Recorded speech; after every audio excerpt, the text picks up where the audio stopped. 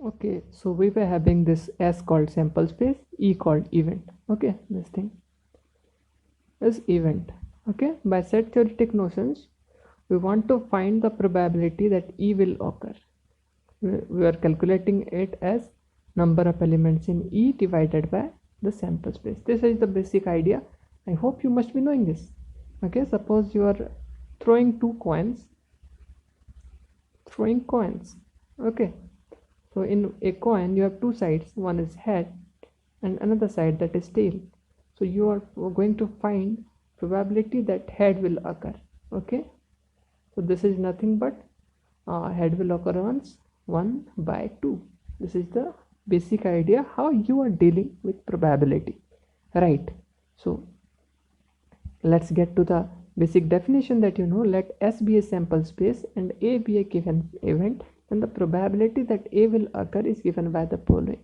Probability of A is nothing but number of elements in A divided by number of elements in the sample space S. This is the basic definition, you know, and we will be using it and most of the time. Suppose I say you are rolling a dice.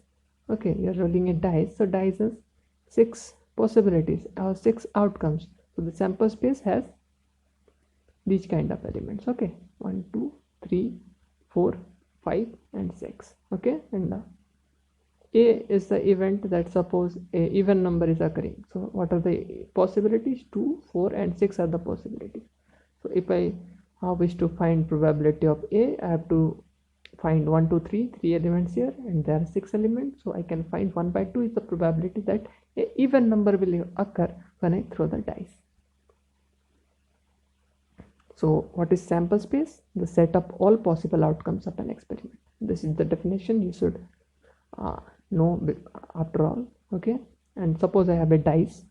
Okay, this dice, we have the sample space. I have told you earlier, that is 1 2 3 4 5 and 6. This will be the which are the possible outcomes from this experiment of throwing a dice. Okay, so a event is a subset of the sample space. That is also what I have discussed with you. So with this, I think I am done with these kind of things, event and sample space. See that this event is nothing but a subset of the sample space, right? So the sample space is the whole space.